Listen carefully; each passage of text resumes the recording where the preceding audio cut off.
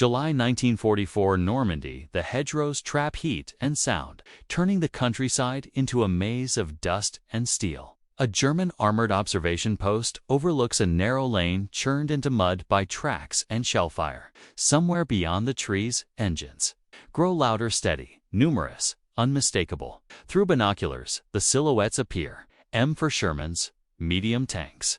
Familiar shapes. German armor officers had seen them before. In Africa, in Italy, they knew their profile, their armor thickness, their gun. The Sherman was reliable, plentiful and, in their estimation, inferior. At long range, German guns could destroy it with confidence. At close range, experience favored the Panzer crew. Then, the first exchange begins. A flash from the hedgerow. A crack sharper than expected. A Panzer recoils, not from impact, but from surprise. Armor struck at a distance that should have been safe. The report is different. The penetration cleaner. The assumptions written into countless briefings. No. Longer hold. This is not the Sherman they expected. Within minutes, radios fill with clipped messages. Distances recalculated. Angles reconsidered. What had been mockery hardens into focus. Because something has changed on this battlefield, and to understand why German confidence faltered here, it is necessary to step back to the doctrines, experiences, and judgments that taught them to underestimate the tank, now breaking their line. German armored confidence in 1944 did not emerge from arrogance alone. It was built on experience, hard, empirical, and repeatedly confirmed on earlier battlefields. From the opening campaigns of the war, German Panzer doctrine emphasized firepower, crew coordination, and tactical positioning. Tanks were not meant to fight alone. They operated with infantry, artillery, and reconnaissance in tightly coordinated formations. Engagements were planned to maximize range and angle, striking first and disengaging before the enemy could respond effectively. This doctrine worked, especially against early Allied armor. When German forces encountered the M4 Sherman for the first time in North Africa in late 1942, the tank impressed them with reliability and mechanical endurance. It did not, however, inspire fear. Its standard 75mm gun was effective against infantry and fortifications, but struggled against German armor at longer distances. Its armor, while sloped and well-designed, could be penetrated by German anti-tank weapons under conditions German crews knew how to create. In Tunisia and later in Italy, German panzer units, often outnumbered, learned to exploit this imbalance. They engaged from range. They used terrain. They targeted Shermans before those tanks could close distance. The results reinforced belief. German after-action reports describe the Sherman as dangerous in numbers, but individually outmatched. Crews learned to identify it instantly and estimate engagement outcomes with confidence. This confidence hardened into professional assumption. By 1943, German armored officers viewed the Sherman as emblematic of American design philosophy: standardized, mass-produced, and forgiving for inexperienced crews, but technically inferior to German machines built for battlefield dominance. This judgment was not entirely wrong. In isolation, German tanks like the Panzer IV with long-barreled guns and, later, the Panther possessed superior penetration at range. Yet this assessment contained a flaw. It assumed the Sherman would remain unchanged. Doctrine valued incremental improvement and specialization. American doctrine emphasized adaptability within a standardized platform. As the war progressed, American commanders and engineers evaluated battlefield feedback rapidly, identifying where the Sherman's limitations mattered most. One limitation stood out at medium to long range. The Sherman's 75mm gun could not reliably defeat newer German armor frontally. Crews compensated with maneuver and coordination, but the imbalance remained. By late 1943, U.S. armored forces were pressing for change, not because the Sherman had failed, but because the battlefield had evolved. German intelligence noted these discussions, but discounted their impact. Previous experience suggested American upgrades would be slow, limited, or unevenly distributed. The assumption was that any improvement would arrive too late to matter, or in numbers too small to alter the balance. That assumption would not survive. Normandy as German armored units redeployed from the Eastern Front and Southern Europe to face the Allied invasion in France. They carried their expectations with them. The Sherman, they believed, was known. Its strengths were manageable, its weaknesses exploitable. Those expectations shaped deployments, engagement plans, and confidence levels on the eve of the Allied breakout. And it was precisely those expectations that the next phase of the war would dismantle quietly at first, then decisively when a familiar tank arrived carrying a gun that Germans had not fully accounted for. While German armored doctrine rested on refinement and battlefield superiority at range, American armored doctrine evolved under a different set of pressures, scale, speed, and survivability. The United States did not enter the war expecting its tanks to dominate enemy armor one-on-one. Instead, American planners emphasized combined arms. Tanks were designed to support infantry, exploit breakthroughs, and operate in coordination with artillery and air power. Reliability, ease of maintenance, and rapid crew training mattered as much as penetration statistics. This philosophy produced the M4 Sherman in enormous numbers. It was mechanically dependable. It could travel long distances without breakdown. Crews could be trained quickly and replaced when lost. On a global battlefield, these qualities were decisive. But by late 1943, battlefield reality demanded adjustment. American tank crews in Italy and training officers in the United Kingdom reported the same issue repeatedly. The Sherman's standard 75mm gun lacked the punch to defeat newer German armor at typical engagement ranges in Europe, while tactical solutions, flanking, massed fire, artillery coordination worked. They came at cost. The U.S. Army listened. Rather than design an entirely new tank which would take years, the decision was made to outgun the existing platform. The solution was the 76mm M1 gun, capable of higher muzzle velocity and improved armor penetration, especially with newer ammunition. This decision reflected American industrial logic. The Sherman's chassis was already in mass production. Factories could adapt faster than armies could retrain on a new vehicle. The 76mm variant could be fielded without disrupting logistics, spare parts, or crew familiarity. The tank would look the same to the enemy but behave differently in combat. By early 1944, the first 76mm Shermans began reaching units in Britain. German intelligence noticed the designation changes but underestimated their impact. Previous Allied upgrades had been incremental. There was little reason, they believed, to assume a sudden shift in battlefield balance. The Sherman, in German eyes, remained fundamentally the same opponent. That belief persisted as Allied forces landed. In Normandy, initially, most Shermans in the beachhead still carried the 75mm gun. German confidence appeared justified. Early engagements reinforced familiar patterns.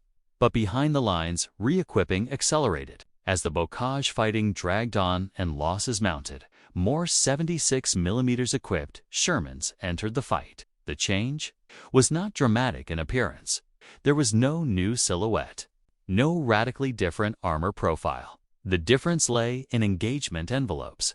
German tanks that once dominated medium-range duels found themselves under threat sooner than expected. Distances that had been considered safe were no longer reliable. This shift did not instantly overturn German superiority. Panthers and Tigers remained formidable, but the margin had narrowed, and in armored warfare, margins determined outcomes. American doctrine did not seek technical perfection. It sought sufficient capability delivered at scale and speed. The 76mm Sherman embodied that philosophy. It was not a revolution. It was an adjustment, timely, practical, and battlefield-driven. By the time German armored units began to realize what had changed, the conditions that allowed mockery had already eroded. The battlefield they believed they understood was evolving beneath their tracks, and that evolution would be felt most sharply, not in theory, but in the lived experience of crews inside steel hulls. Under fire where assumptions mattered only until the first round struck home. Human angle inside the steel for the men inside the tanks. Mockery was never abstract. It was measured in seconds, angles, and whether the first round struck true.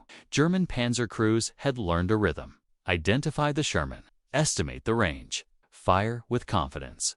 The routine had been drilled across Africa and Italy. In Normandy, that routine faltered. Crews reported impacts arriving sooner than expected. Penetrations that should have required closer range now occurred at distances once considered safe. Asterisk inside a Sherman. The experience changed as well. American crews had grown accustomed to maneuvering aggressively to close distance, relying on numbers, coordination, and artillery support to survive. With the 76mm gun, their confidence widened. They could engage earlier. They could force German tanks to react rather than dictate terms. The psychological shift was immediate. Crews reported fewer moments of helplessness at medium range, those long seconds when a Sherman knew it could be seen but could not yet strike effectively. This was not bravado. It was relief. Combat reports from summer 1944 show a subtle change in language. Where earlier accounts emphasized flanking and avoidance, later ones noted direct engagements at ranges previously avoided. Survival did not suddenly become assured, but the balance of fear changed hands.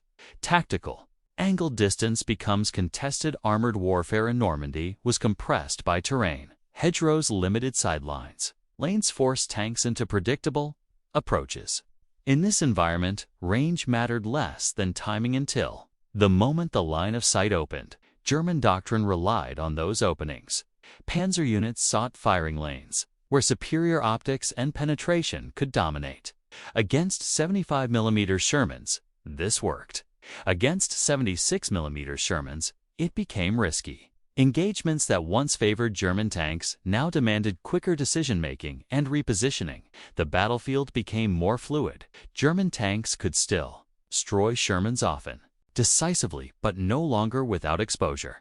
The window between detection and danger narrowed. This forced German crews to maneuver more cautiously, slowing advances and complicating counterattacks.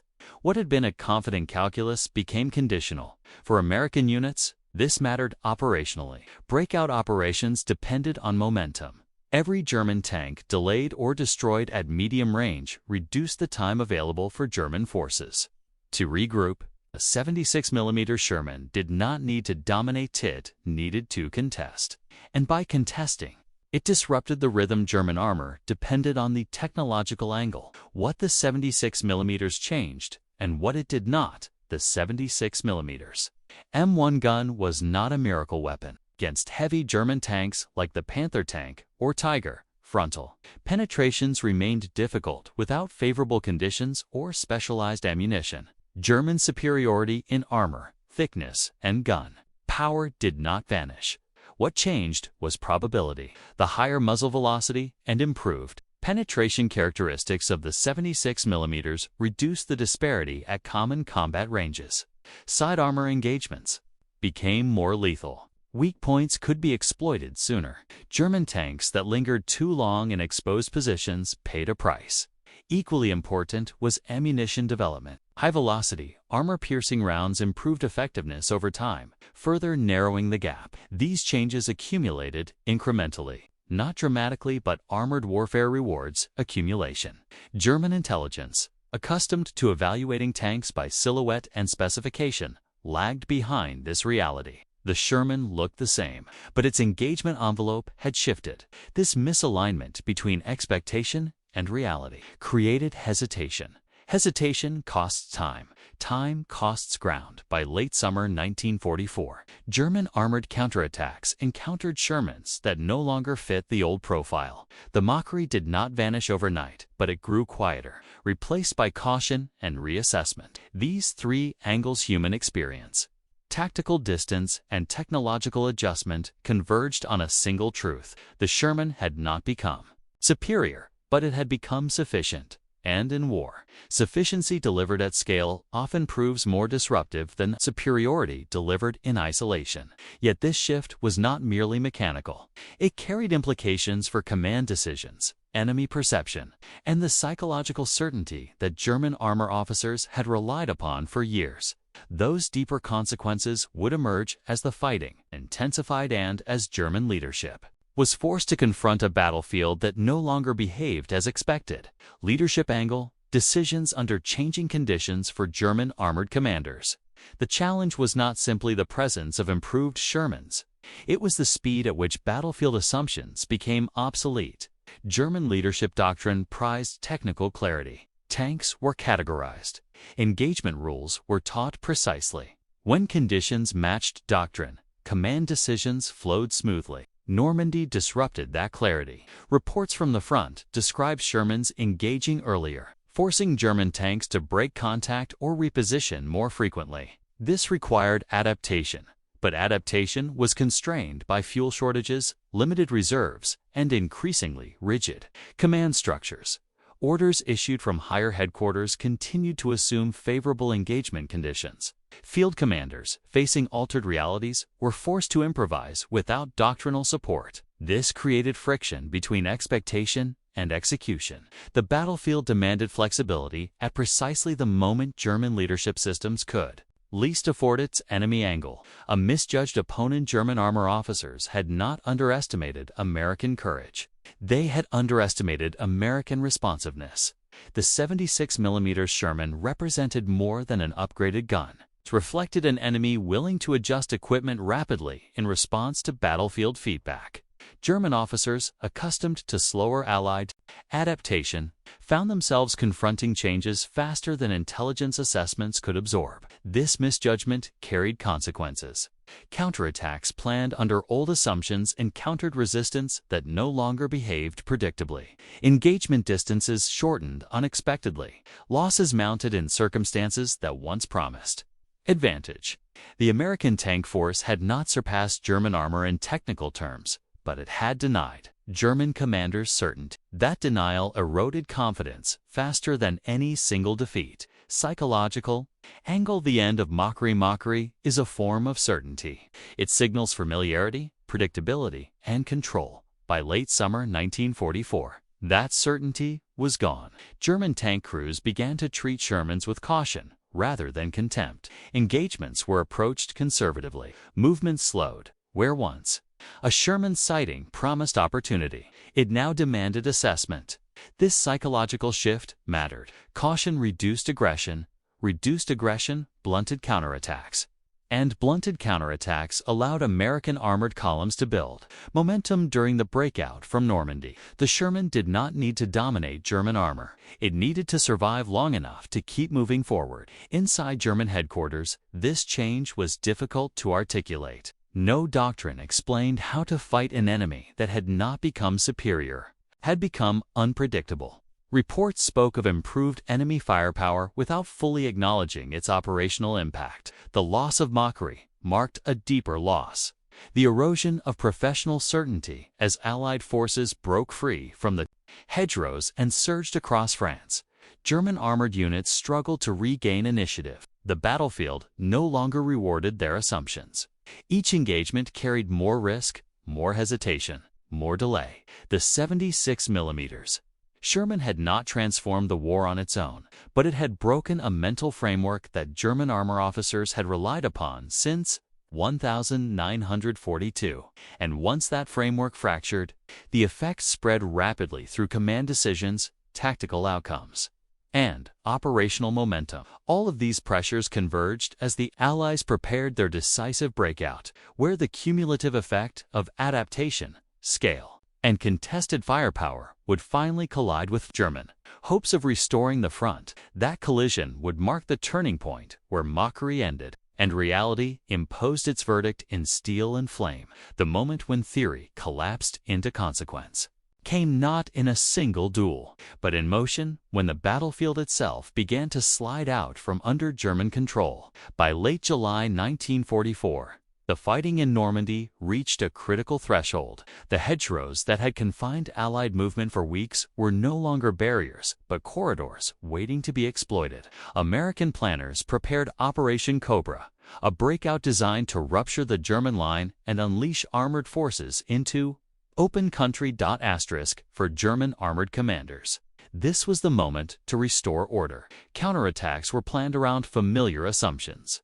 Identify the Shermans, engage at range, blunt the advance, and stabilize the front. These calculations had worked before, but as American armor surged forward, German Panzer units encountered something different from the battles they expected. Shermans appeared in numbers and, among them, increasing numbers carried the 76mm gun.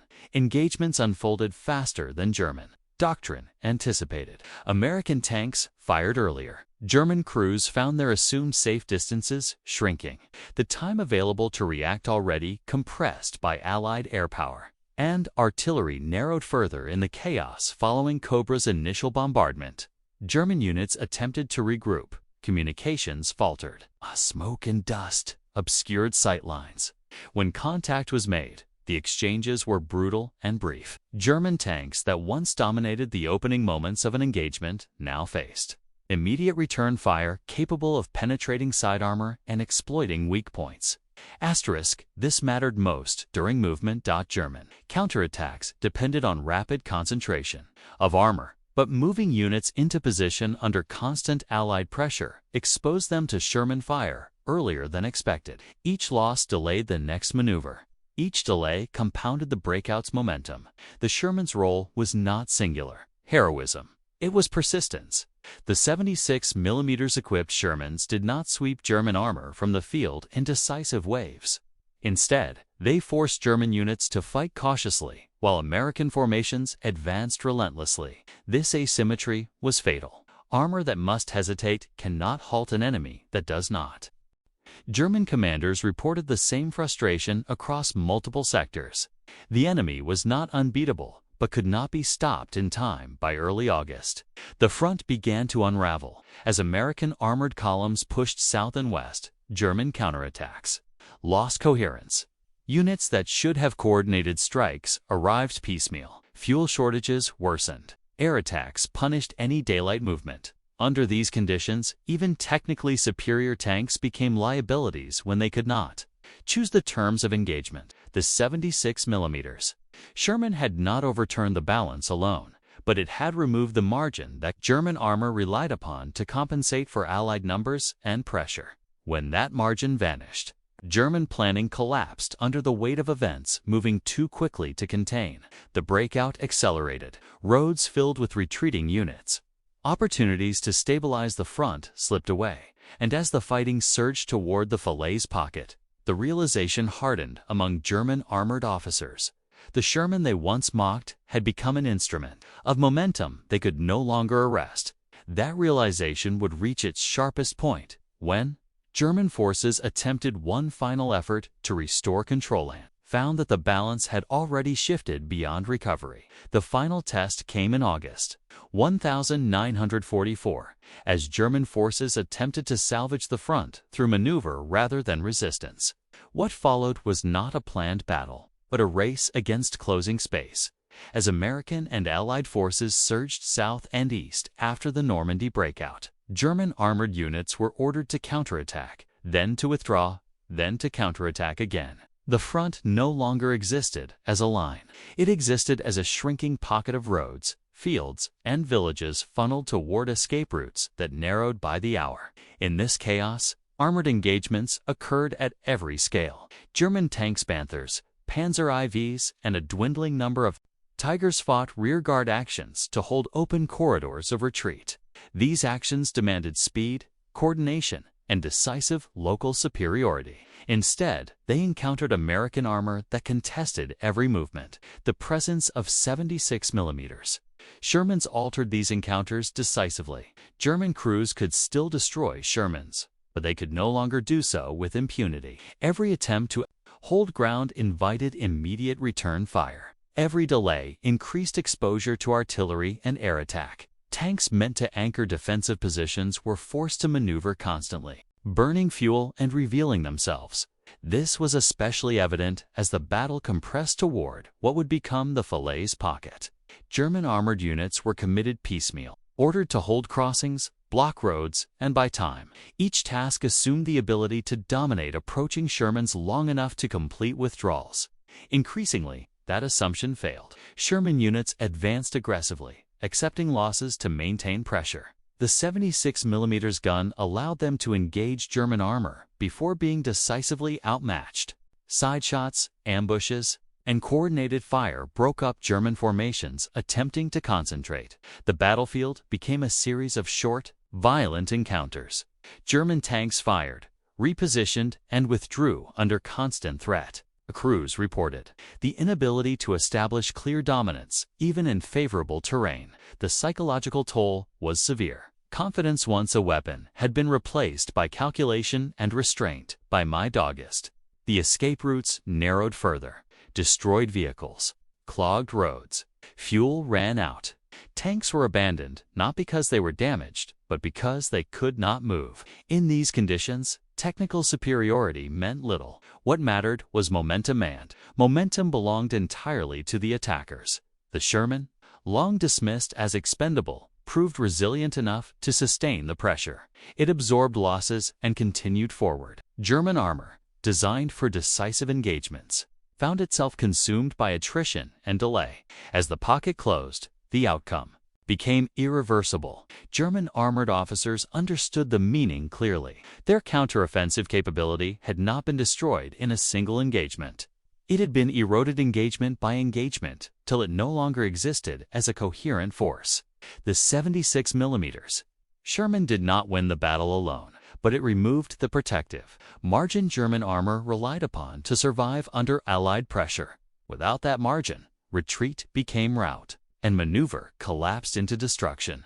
When the fighting ended, the German armored arm in Normandy was shattered beyond immediate repair. The mockery that once defined their view of the Sherman had been replaced by something far more dangerous. Respect turned too late to matter, and as the survivors withdrew eastward, the consequences of that shift began to reshape not just the campaign, but the war itself, forcing German command to confront what had been lost and why it could not be regained. When the fighting in Normandy ended, the destruction on the battlefield told only part of the story. The deeper damage lay in what German armored forces could no longer do. By late August 1944, the German Panzer arm in the West had ceased to function as an offensive instrument. Units still existed on paper. Crews still fought with discipline.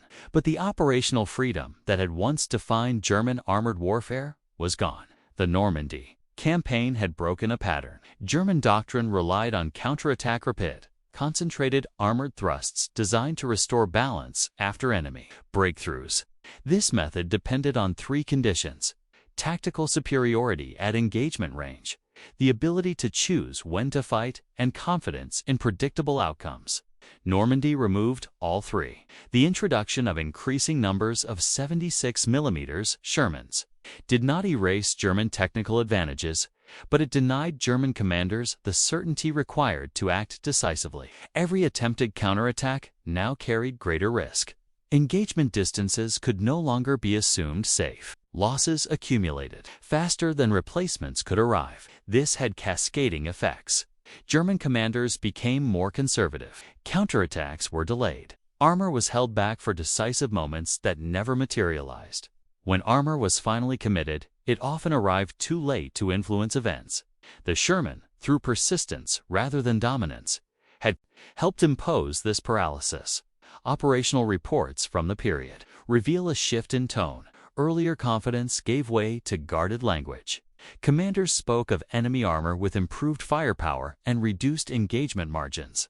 These phrases masked a fundamental truth. The battlefield no longer behaved as German doctrine required. American armored forces, by contrast, grew more confident. The Sherman's continued presence, dreaded but familiar, allowed U.S. units to maintain tempo. Losses were expected and absorbed. Replacement tanks arrived. Crews rotated and returned. Momentum was preserved. The Sherman's strength lay not in invulnerability, but in availability. This imbalance proved decisive. German armored units withdrawing from France faced shortages in fuel, spare parts, and trained crews. Even surviving tanks were often abandoned for lack of resources. Meanwhile, American armored columns advanced rapidly, exploiting gaps faster than German forces could seal them. The 76 mm Sherman had become part of a larger system that German armor could no longer counter effectively. Importantly, German officers recognized this shift even if they struggled to articulate it. In post-action discussions, they noted that the Sherman was no longer easy prey. That acknowledgement, understated as it was, marked the end of the dismissive attitude that had once dominated German thinking. The mockery had vanished. In its place stood a sobering realization. The Sherman did not need to defeat German tanks outright to break their offensive capability. It only needed to survive long enough, often enough, to deny German forces the control they required. As German armored units retreated toward the German border, the war entered a new phase, one defined less by maneuver and more by endurance. And in that phase, the consequences of Normandy would echo far beyond France, shaping how both sides fought the battles still to come. The consequences of Normandy did not remain confined to France. They followed German armored units eastward, into the forests and valleys where one final gamble would be made. In December 1944, the German High Command launched its last major armored offensive in the west, the Ardennes counteroffensive. On paper, it was a return to familiar doctrine: surprise, concentration, rapid advance. German armor would strike through difficult terrain, exploit Allied complacency, and restore strategic initiative. But the conditions that once made such an operation viable were gone. German Panzer formations entered the Ardennes, weakened by losses, fuel shortages, and attrition among experienced crews. More importantly, they carried the psychological weight of Normandy. The assumption of technical dominance, the quiet certainty that had once underpinned every engagement, no longer existed. Across the front, American armored units met the attack with a mix of 75mm and 76mm Shermans. The battlefield was different. Winter restricted movement. Visibility was poor. Engagements were sudden and close.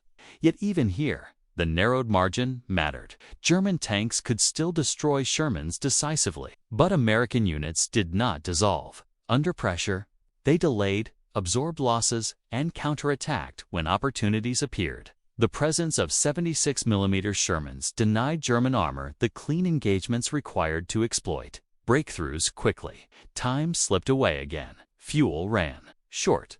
Roads clogged. Allied resistance hardened. When the offensive stalled, German armored units found themselves trapped in a familiar pattern, fighting to disengage rather than advance. The offensive that was meant to restore confidence instead confirmed what Normandy had already proven. The Sherman had not become superior, but German armor was no way longer decisively superior either. After the failure of the Ardennes offensive, German armored doctrine effectively collapsed. There would be no more large-scale counterattacks in the West. From that point onward, Panzer units fought defensively, often fragmented, increasingly constrained by shortages and Allied pressure. Post-war German assessments reflected this shift. In memoirs and internal studies, armored officers acknowledged that the Sherman had been misjudged not because it was perfect, but because it was adaptable, numerous, and embedded in a system that absorbed loss without losing momentum. The 76mm upgrade featured prominently in these reflections as the point at which assumptions failed. The mockery had been based on comparison. The reassessment was based on experience. By early 1945, the Sherman was no longer discussed as an inferior machine to be exploited, but as a constant presence that shaped how German armor could operate by limiting aggression, increasing risk, and denying control. That recognition arrived too late to alter the war's course. German armored forces continued to fight with professionalism and courage, but without the freedom that had once defined them. The battlefield had changed, the opponent had adapted, and the margin that once protected German confidence had vanished. What remained was a lesson written in steel and distance. And as the war drew toward its end, that lesson would outlast the machines themselves, shaping how future armies understood the balance between perfection and persistence. History often remembers wars through the lens of superiority: bigger guns, thicker armor, decisive machines. Yet the story of the M4 Sherman and the moment its 76mm gun altered German assumptions points to a different truth. The Sherman was never designed to be the best tank on the battlefield. It was designed to be present, to arrive on time, to fight. Today, rather than promise perfection tomorrow. German armor officers mocked it because, by their standards, it deserved mockery. On paper, it lacked the elegance, protection, and reach of their finest machines. But war is not decided on paper. What the 76mm upgrade represented was not technical dominance, but adaptation under pressure. It narrowed a margin that German doctrine depended upon. It turned certainty into calculation, and once certainty disappeared, initiative followed. German armored warfare had thrived on control scene range, terrain, and timing. When the Sherman could contest those choices, even imperfectly, that control eroded. Counterattacks slowed. Hesitation crept in, and hesitation in a war of movement and momentum proved fatal. The Sherman did not defeat German armor in isolation.